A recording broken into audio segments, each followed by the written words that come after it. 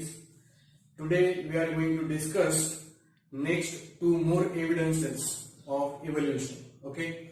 In the previous session we have seen two evidences, right? And in the previous of the evidences session we have discussed the definition of evolution, heredity and theories of evolution. ठीक आहे.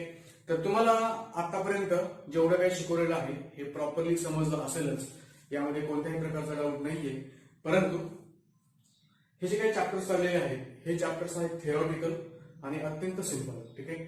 त्यामुळे जर तुम्ही एखादा video 2 वेळेस 3 वेळेस repeatedly जर ऐकला तर तुम्हाला यासाठी स्पेशल असं काही दुसरं रीड करण्याची गरज पडणार नाही. तुम्हाला सर्व काही आपल्या व्हिडिओ मधून क्लिअर होऊन जाईल. ठीक आहे. तुम्ही जर एकदा व्हिडिओ पाहिला तर तुम्हाला टेक्स्ट बुक वाचायची गरज पडेल. तुम्ही जर दोनदा पाहिला तर तुमचं ते व्हिडिओमध्ये जे सांगितलेलं आहे हे सर्व काही पाठवून जाणार आहे. ठीक आहे, समजलं? ओके, हे एक झालं. आता अजून एक महत्वाची अनाउन्समेंट आहे हे लेक्चर सुरू होण्यापूर्वी. ती महत्वाची अनाउन्समेंट म्हणजे तुमच्या सर्व फ्रेंड्सला, तुमच्या सर्व नातेवाईकांना की सांगा की सायन्स फोरम कोचिंग अकॅडमीमध्ये 2 प्रकारच्या बॅचेस आहेत. क्लास 10 साठी पहिली बॅच आहे ऑनलाईन टिल लॉकडाऊन, म्हणजे लॉकडाऊन असेपर्यंत ऑनलाईन, आणि एक बॅच आहे फुल इयर ऑनलाईन. ओके, म्हणजे संपूर्ण वर्षभर 12चे 12 महिने तुमचं हे काय आहे ऑनलाईन सेशन होणार आहे. जे विद्यार्थी बाहेर गावचे आहेत त्या सर्व विद्यार्थ्यांसाठी ही बॅच आहे online full year online, right. Okay.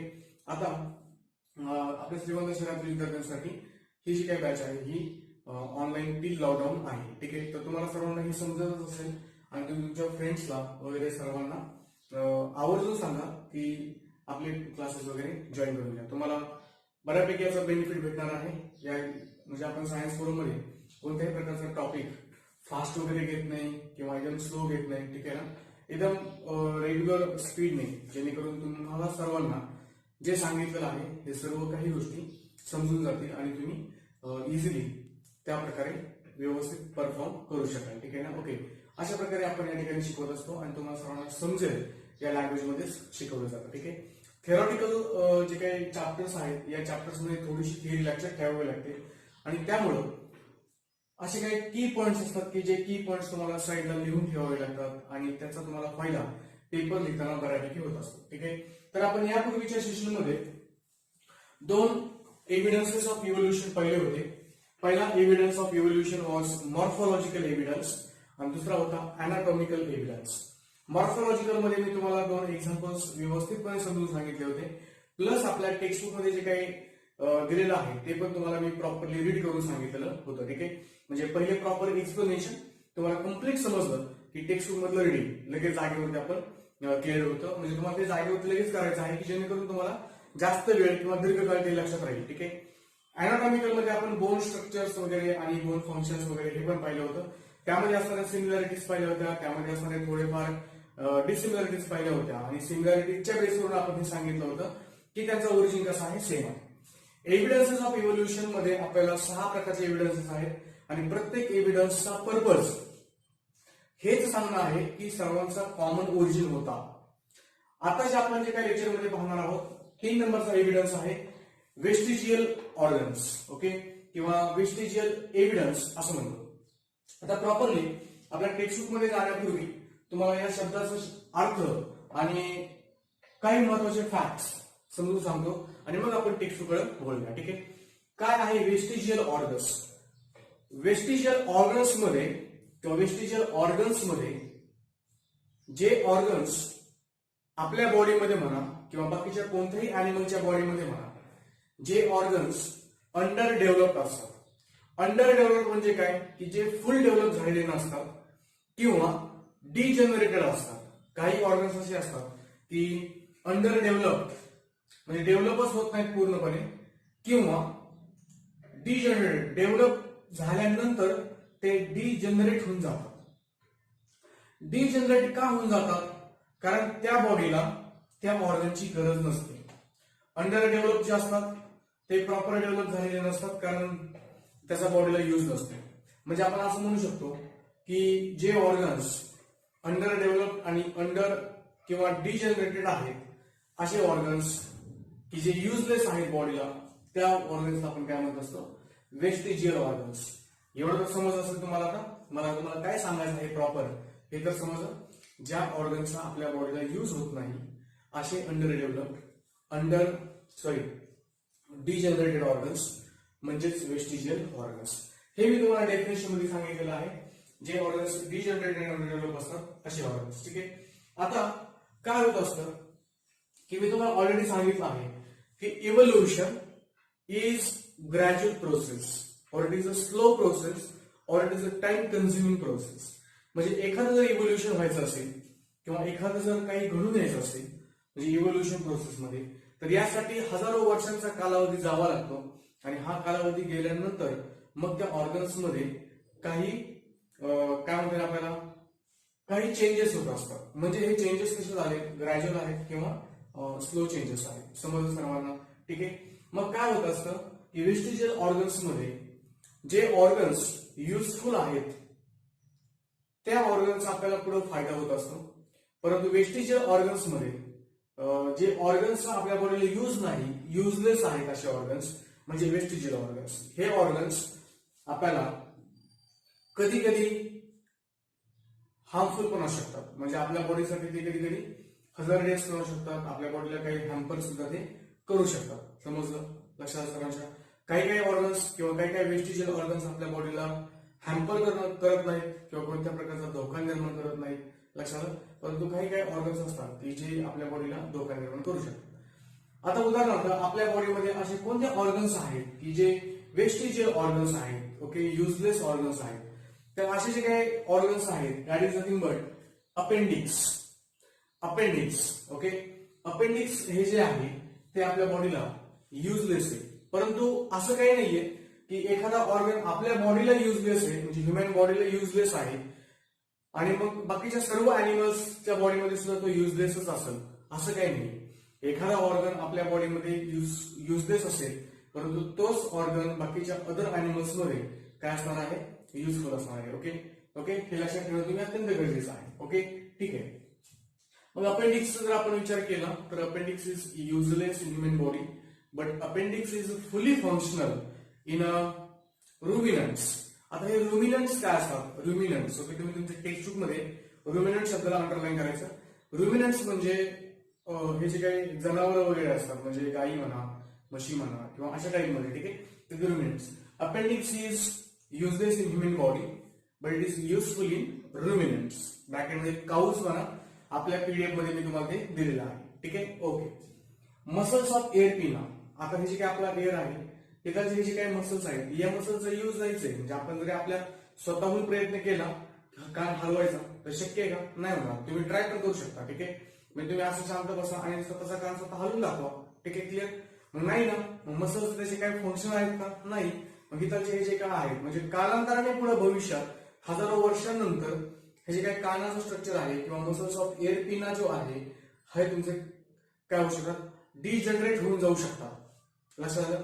Muscles of air पिना म्हणजे हे वरचं जे काय आहे ते कधी कधी काय होत असतं, हिताचा हा जो काही खोलगा आहे म्हणजे हा कानाचा हिताचा जो काही खोलगा आहे हा साऊंडला प्रॉपर डायरेक्ट करत असतो.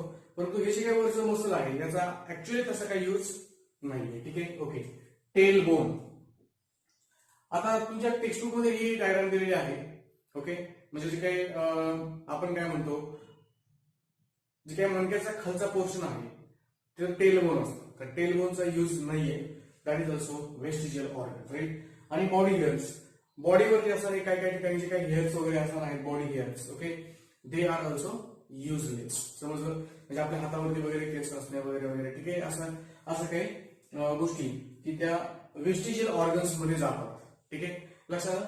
तर आपण आपल्या टेक्स्टबुक मध्ये पाहूया आणि तुम्ही सुद्धा टेक्स्टबुक घेऊन बसा. तुम्हाला टेक्स्टबुक मध्ये मेन पॉईंट अंडरलाईन करायला सांगतो कारण हे थेरॉटिकल चॅप्टर्स मध्ये आपल्याला टेक्स्टबुकचा सुद्धा यूज करावा लागणार आहे. टेक्स्टबुकला सुद्धा मेन पॉईंट्स अंडरलाईन करून घ्यावं लागणार आहे. न्यूमेरिकल्स जे काही चॅप्टर असतात त्यामध्ये टेक्स्टबुकची गरज पडत नाही. असं तुम्हाला एकदा कन्सेप्ट प्रॉपरली समजलं की टेक्स्टबुक मध्ये मेन पॉईंट अंडरलाईन करून घेणे आणि मग त्यावरती आधारित असणारा क्वेश्चन तुम्हाला कोणत्याही प्रकारचा क्वेश्चन सॉल्व्ह होणार आहे. अजून एखादा vestigial organ wisdom of teeth, right. Okay, हे तुमच्या लक्षात येणं गरजेचं आहे. लक्षात आलं? Okay, wisdom teeth. ठीक आहे, पहिली डेफिनेशन डिजनरेटेड पासून म्हणजे पहिली जी काही लाईन आहे टोटल अंडरलाईन करून घ्यायची, स्टार मार्क करायचा, आयएमपी मारायचं. विचारलेला प्रश्न, डिजनरेटेड और under developed useless organs of organisms are called as vestigial organs. तुम्ही तुमच्या टेक्स्टमध्ये ही पहिली लाईन अंडरलाईन करून घ्या, महत्वाची आहे. ठीक आहे. Next, in living organisms sudden development of new tissues और organs for living in changing environment is not possible. आता हे तर मी तुम्हाला पहिल्यापासून सांगतच आहे, लिव्हिंग ऑर्गॅनिझम मध्ये sudden changes are impossible. Sudden change होतच नाही, चेंजेस आर ग्रॅज्युअल. असं लिहिलं तरी तुम्ही चालते. हे पूर्ण लाईन लिहिण्याच्या ऐवजी त्या लाईनच्या ऐवजी तरी असं लिहिलं, in evolution process sudden development और sudden changes does not occur, एवढं लिहिलं तरी चालते. तरी तुम्हाला full out of full marks पडतो. Instead existing organs undergo gradual changes. हे बोललेलं आहोत आपण, जे काय ग्रॅज्युअल चेंज वगैरे होत असतो इव्होल्युशन प्रोसेसमध्ये, ऑर्गन्स मध्ये जो काय होणारा चेंज आहे हा ग्रॅज्युअल चेंज आहे. Mostly in a specific structure in the body is useful under certain situation. म्हणजे आपल्या बॉडीमध्ये जे काय असणारे जे काही स्ट्रक्चर आहे हे बऱ्यापैकी प्रमाणामध्ये युजफुल आहे, परंतु थोडेफार काही जे काही पार्ट आहेत हे पार्ट तुमचे कसे असतात, युजलेस असतात. However, some structure under different situation may become useless or even harmful. हे मी तुम्हाला आता जस्ट बोललेलो आहे. ठीक आहे, याला अंडरलाईन करायची गरज नाही. Such structure begins to generate under such okay. जे स्ट्रक्चर्स आपल्या बॉडीला युजफुल नाहीत असे स्ट्रक्चर्स कालांतराने कमी होऊन जातात.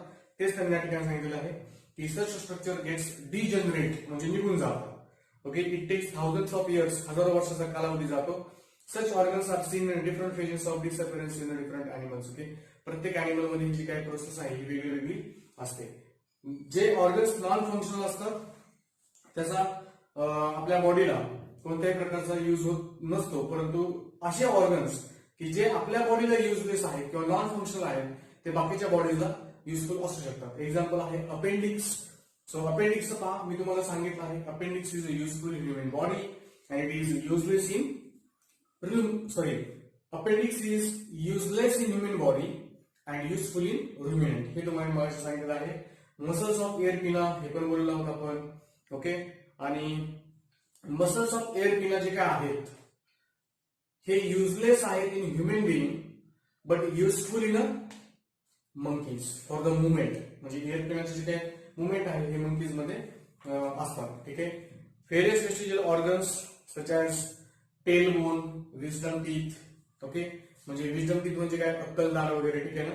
And body hairs are present in the human being. हे तुमचे काय तुमचे वेस्टिजियल ऑर्गन्स आहेत. लक्षात ठेवायचं.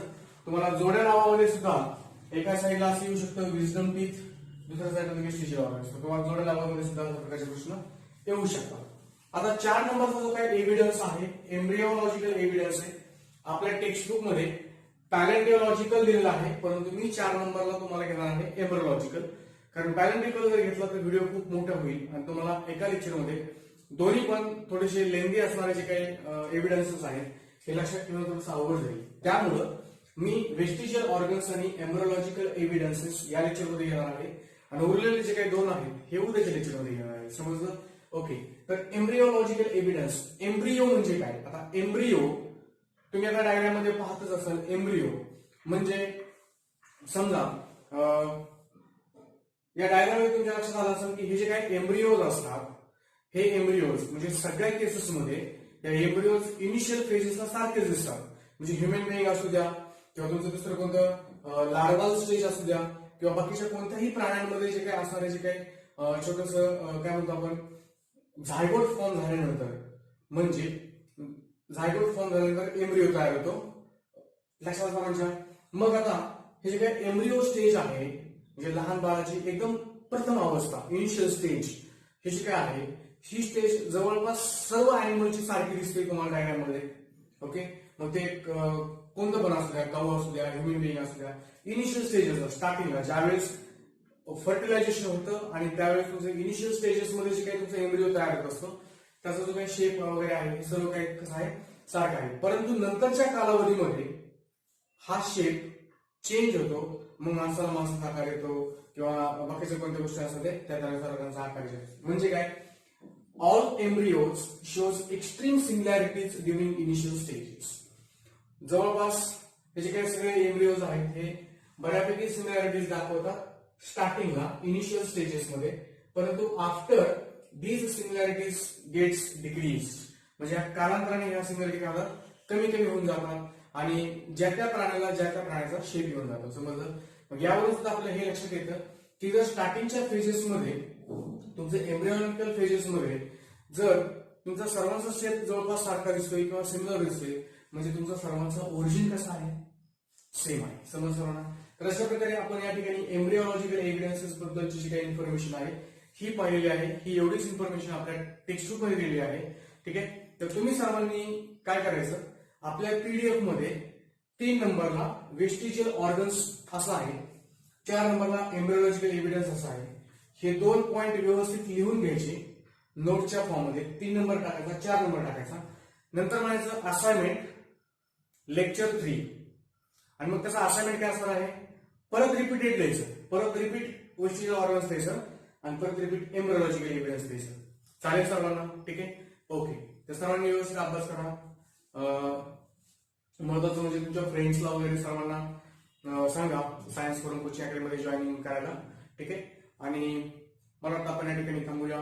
धन्यवाद. All the best.